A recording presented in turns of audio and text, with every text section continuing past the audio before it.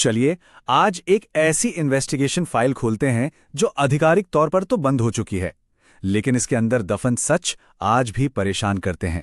Case file number 17।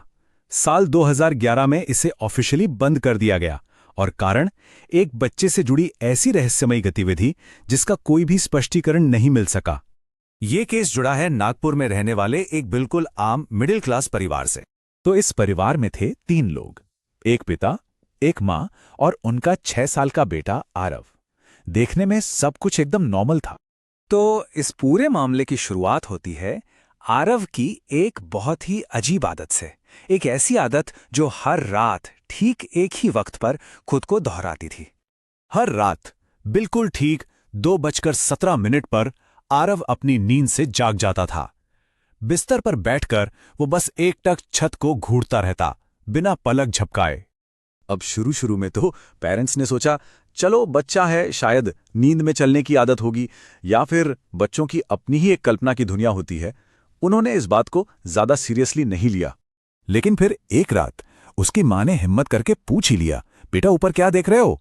और आरव ने बहुत धीमी सरगोशी करती आवाज में जवाब दिया, अंकल वो मुझे देख रहे हैं। ये जवाब सुनकर पेरेंट्स के पैरों तले जमीन खिसक गई। ये समझने के लिए कि आखिर चल क्या रहा था, उन्होंने एक फैसला लिया, कमरे में रिकॉर्डिंग करने का। तो पहली रात सबूत इकट्ठा करने की पहली कोशिश। पिता ने अपने फोन का कैमरा रिकॉर्डिंग पर लगाकर कमरे में छोड़ दिया और ठीक 2:17 पे वही हुआ।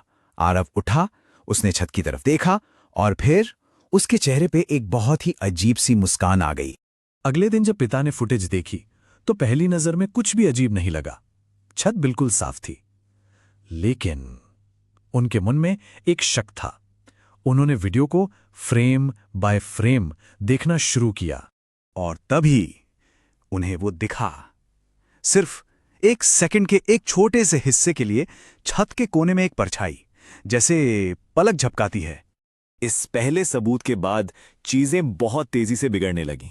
वो जो भी चीज छत पर थी, अब वो सिर्फ देख नहीं रही थी, वो कम्युनिकेट कर रही थी। दूसरी रात रिकॉर्डिंग में आरव की आवाज साफ आई, अंकल अब नीचे आ रहे हैं। जब फुटेज चेक की गई तो परछाई पहले से ज्यादा साफ थी और थोड़ी नीचे। फिर आई तीसरी रात। इस रात आरव ने सीधा कैमरे की तरफ देखा और कहा, अंकल बोल रहे हैं कैमरा बंद कर दो। और ये हमें ले आता है चौथी और आखिरी रात की रिकॉर्डिंग पे, वो रिकॉर्डिंग जिसने इस केस को हमेशा के लिए बदल कर रख दिया। रात नंबर 4, वक्त वही, ठीक 2:17। जब फुटेज शुरू हुई तो पहला शॉक ये था, आरव अपने बिस्तर पर था ही नहीं। कैमरा धीरे धीरे कमरे में घूमता है और फिर आकर सीधा छत पर फोकस करता है। लेकिन इस बार वहां कोई धुंधली सी परछाई नहीं थी। नहीं, इस बार वहां एक साफ इंसानी चेहरा था, एक चेहरा जो सीधा कैमरे के लेंस में घूर रहा था। उस रात के बाद आरव को फिर कभी किसी ने नहीं देखा। फाइल नोट्स के मुताबिक इस केस को एक लापता व्यक्ति के मामले में बदल दिया गया। इन्वेस्टिगेशन टेक्निकली आज भी खुली है, लेकिन ठंडे बस्ते में है। लेकिन इस केस की सबसे ज्यादा परेशान करने वाली डिटेल आखिरी फुटेज में ही छिपी थी। एक ऐसी चीज जिस पर पहली बार में किसी का ध्यान ही नहीं गया।